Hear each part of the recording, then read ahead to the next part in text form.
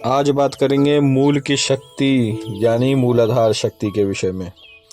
मित्रों, यह बात प्रख्यात हो चुकी है कि हर मनुष्य के शरीर में 7 केंद्र होते हैं, जिसे हमारे ऋषियों ने 7 चक्र कहा है। तो आखिर यह 7 चक्र किस प्रकार से हमारे शरीरों में काम करते हैं? मित्रों, एक ऊर्जा होती है जिसे ब्रह्म ऊर्जा कहा जाता है, जो निरंतर आकाश मार्ग से धरती लोगों पर गिरती रहती है। और उस ब्रह्म ऊर्जा का उपयोग किस प्रकार से हम कर सकते हैं, यह एक साधक ही जानता है। तो आज इसी विषय में बात करेंगे कि ब्रह्म ऊर्जा के उपयोग से किस प्रकार से हम अपने मूलाधार केंद्र के साथ साथ हम अपने समस्त 7 केंद्रों को किस प्रकार से जागृत करें।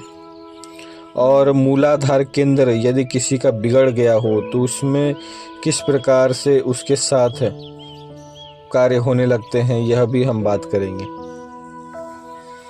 मित्रों, आपने देखा होगा कि जब भी कोई व्यक्ति ध्यान करता है तो उसके अंदर एक दिव्य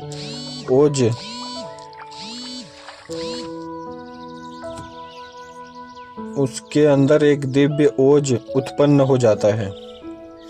और ऐसा व्यक्ति जो नित्य ध्यान करता हो, उसका जीवन जो है वह सुखमय होने लगता है। क्योंकि उसका शरीर संपूर्णतः ऊर्जाओं से भरा होता है और उसके 7 केंद्र जो हैं उस ऊर्जा के वजह से पूर्णतः विकसित होने लगते हैं। तो हमें क्या करना चाहिए? हमें नित्य कम से कम 2 घंटे ध्यान केवल करना चाहिए। और अब बात करते हैं कि मूलाधार चक्र किस प्रकार से जागृत होता है, और यदि यह मूलाधार किसी का बिगड़ जाए तो क्या प्रभाव करता है। मित्रों, अमूमन क्या होता है कि जब आप ब्रह्मचर्य पालन नहीं करते और बार बार कामुकता की ओर बढ़ते हैं, तो इससे भी व्यक्ति का मूलाधार केंद्र जो है वह बिगड़ता है। इसीलिए हमारे ऋषियों ने कहा था कि एक व्यक्ति के लिए कम से कम 25 वर्ष का ब्रह्मचर्य अनिवार्य है। पौराणिक कालों में हमारे ऋषिगण प्रत्येक व्यक्ति को 25 वर्ष का ब्रह्मचर्य पालन करने का आदेश देते थे। इसीलिए देते थे क्योंकि इससे जो व्यक्ति 25 वर्ष का ब्रह्मचर्य पालन कर लेता है, उसके समस्त ग्रह का भी प्रभाव कम हो जाता है। और जब किसी व्यक्ति का शुक्र मजबूत होगा तो उसके जीवन में सुख अधिक होगा, क्योंकि शुक्र का कारक हमारा शुक्र ही है।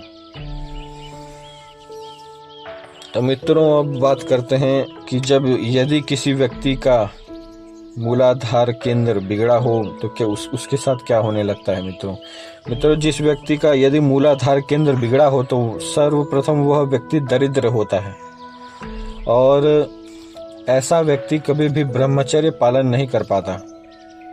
यदि वह चाहे कि केवल 2 दिन का भी ब्रह्मचर्य पालन करने की चेष्टा करे तो वह व्यक्ति नहीं कर सकता, क्योंकि उसका मूलाधार केंद्र इस प्रकार से बिगड़ा होता है कि जब भी वह व्यक्ति या कोई भी ब्रह्मचर्य पालन करने की चेष्टा करेगा तो उसके अंदर इतनी तीव्र कामुकता उत्पन्न होने लगती है कि जिससे वह ऊर्जा बाहर निकालने की बार बार चेष्टा करेगा और सोचने लगेगा।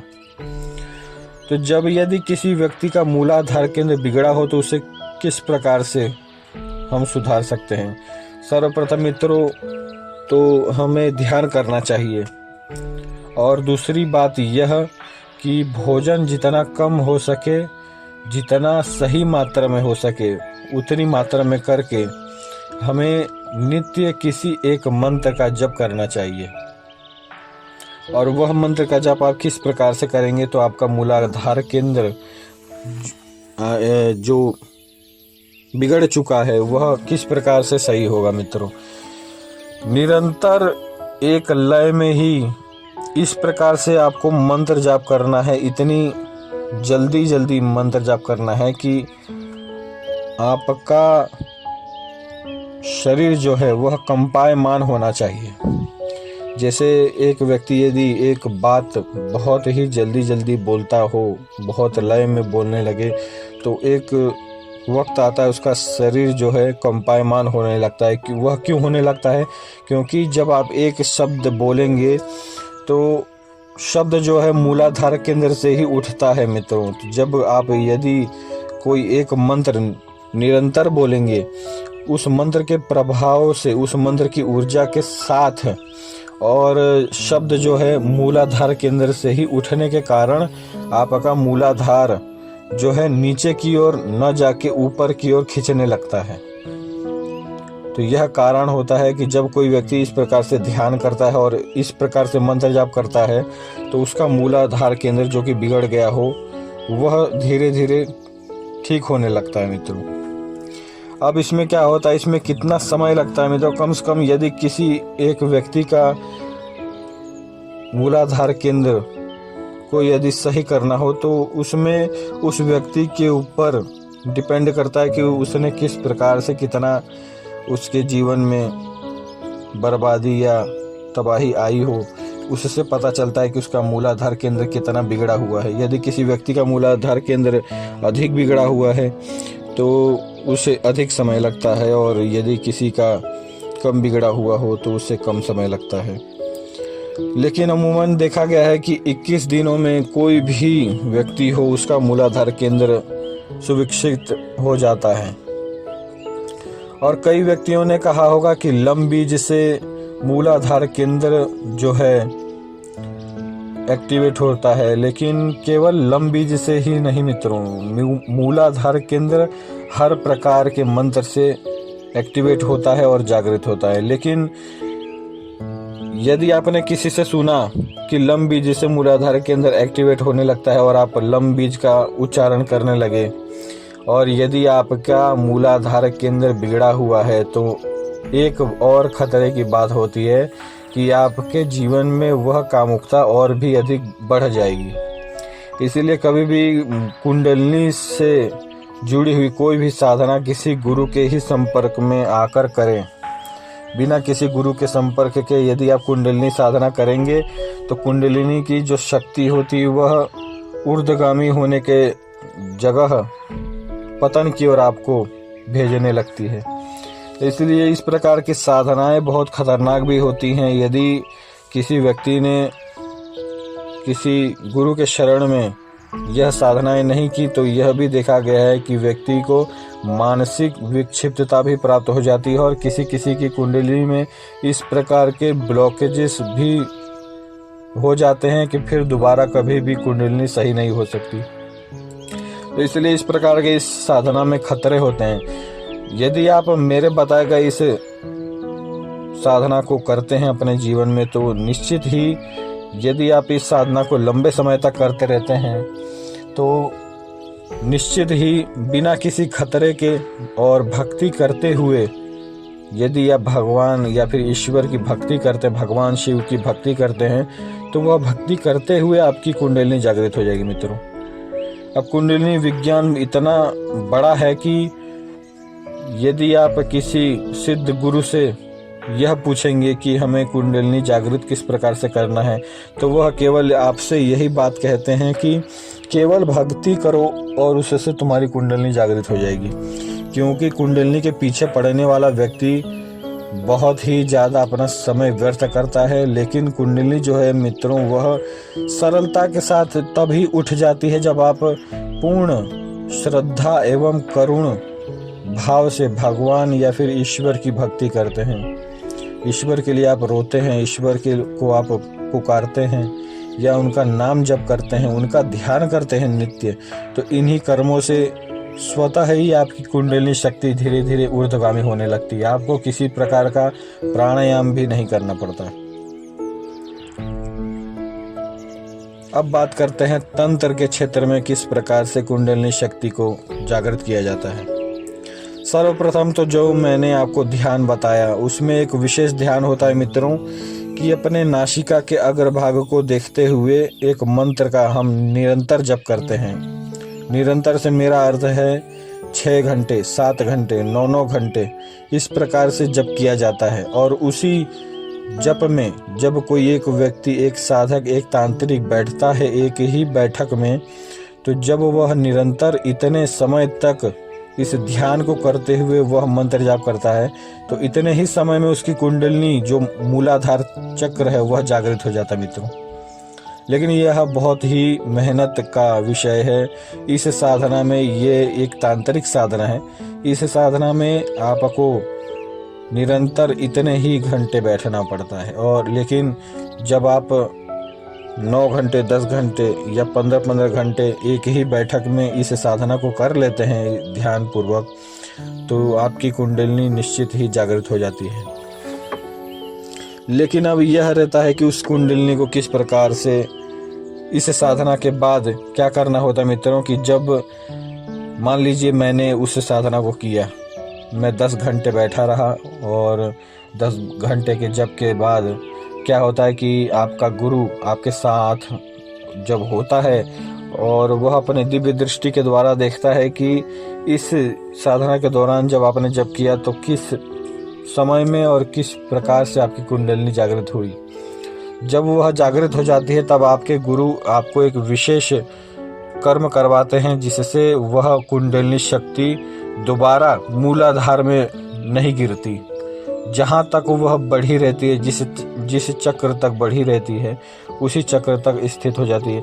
अमूमन यह नियम है कि मूलाधार शक्ति को इस तांत्रिक साधना के द्वारा मणिपुर चक्र तक खींचा जाता है। आपने तिब्बतियों के एक मंत्र ओम मणि पद्मे हुम के विषय में सुना होगा मित्रों। तो यह मंत्र का एक राज मैं आपको आज इसी वीडियो में बता रहा हूँ कि मणि पद्मे हुम का अर्थ वे लोग कुछ भी बताएं, लेकिन मणि पद्मे हुम का अर्थ यह है, उनकी सर्वप्रथम साधना मणि पद्मे हुम ही क्यों करवाई जाती है, क्योंकि जो मणि पद्मे हुम मंत्र है वह आपकी ऊर्जा को, उस मंत्र में इस प्रकार की ऊर्जाएं होती हैं कि वह स्वतः ही आपके मूलाधार चक्र को खींचकर मणिपुर चक्र तक लाकर स्थित कर देता है। अब मणिपुर चक्र जो है वह सिद्धियों का चक्र होता है मित्रों, इसलिए वह सिद्ध कहे जाते हैं आज के इस भौतिक युग में। लेकिन कुछ भी हो, वे सब जो भी साधना करते हैं, जो भी ज्ञान आप सबको देते हैं, वह हिंदू धर्म का ही दिया गया ज्ञान है। यदि वे सब आपसे कहते हों कि यह हमारा स्वयं का ज्ञान है तो एक तरीके से झूठ बोलते हैं, क्योंकि यह समस्त साधना जगत, पूरे संसार को माला पकड़ना और किस प्रकार से मंत्र जाप करते हैं, यह केवल सनातन धर्म, हिंदू धर्म ने सिखाया है।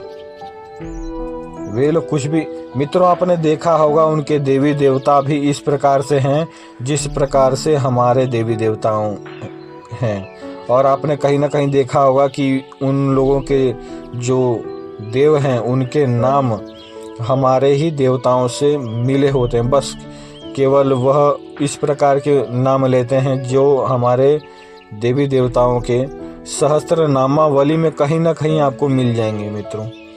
जैसे उनकी एक वज्रवाराही नाम से एक देवी है उनकी, वह वज्रवाराही हमारे हिंदू धर्म में वराही देवी के नाम से शक्ति है, जो कि माता पृथ्वी का ही एक अवतार है।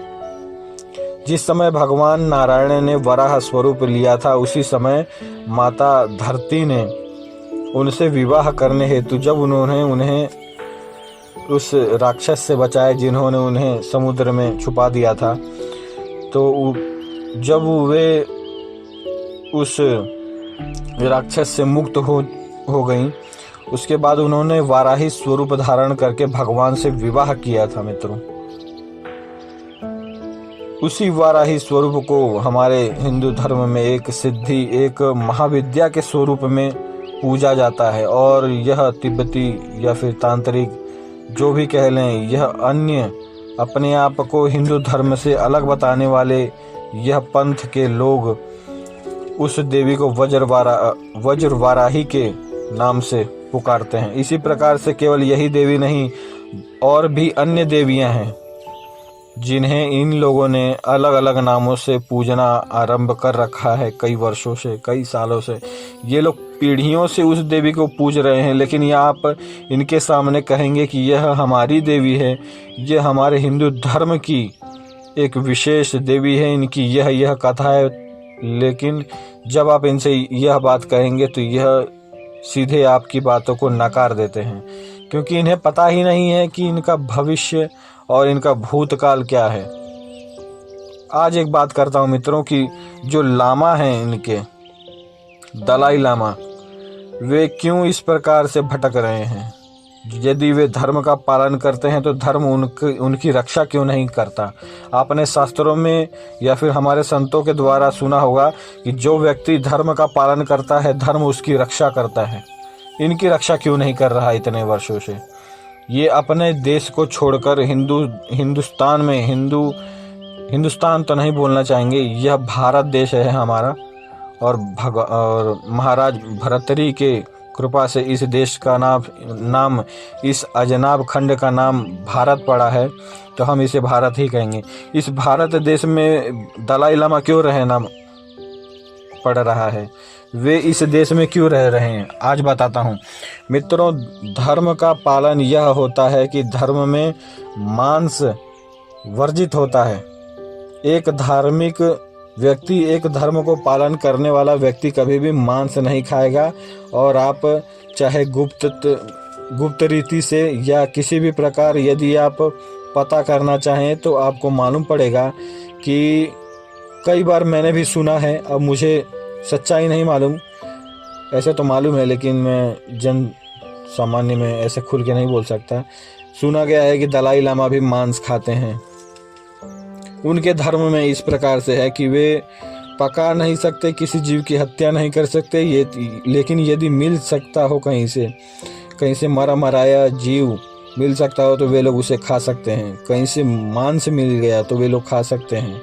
जैसे आजकल के विधर्मी हो चुके हिंदू मांस खरीद कर किसी मुर्गे को अन्य से कटवा कर वे लोग लेके आते हैं और फिर खाते हैं। इस प्रकार से कर्म करने वाले वे लोग हैं। इसलिए वे केवल धर्म के नाम पर अधर्म कर रहे हैं, और इसीलिए धर्म भी उनकी रक्षा नहीं करता है। क्योंकि यह कलयुग है, आपको इस प्रकार का ज्ञान कोई नहीं देगा, क्योंकि सब के सब पाखंडी हैं, कहीं ना कहीं झूठ का प्रचार कर रहे हैं। अब मित्रों, वीडियो बहुत ज़्यादा लंबी हो रही है, इसलिए मैं अपनी बातों को यहीं पर समाप्त करता हूँ। लेकिन यह जो अंत में मैंने एक तांत्रिक साधना बताई है, इसे आप कर सकते हैं। यह तांत्रिक साधना में मैं कोई तांत्रिक मंत्र नहीं दे रहा हूँ, यह एक तांत्रिक रीति है। इसका तांत्रिक मंत्र मित्रों किसी भी देवी या देवता का बीज मंत्र होता है। यदि आपका कोई इष्ट है तो उसका आप बीज मंत्र उठा सकते हैं। जैसे भगवान शिव हैं तो आप होम शब्द उठा सकते हैं या फिर ह्रोम शब्द उठा सकते हैं। माता काली है तो आप क्रीम शब्द उठा सकते हैं। इसी बीज मंत्र या कोद यानी किसी भी आपका जो प्रिय आपका कोई इष्ट देव हो तो आप उसका बीज मंत्र उठाइए, नहीं तो आप उसका संपूर्ण मंत्र भी ले सकते हैं। तो आप किसी भी मंत्र को उठा सकते हैं और निरंतर आप यदि एक बैठक में जप कर सकते हैं तो आप कीजिए। यदि ज्ञान पसंद आया हो तो मुझे सपोर्ट कीजिए। धन्यवाद।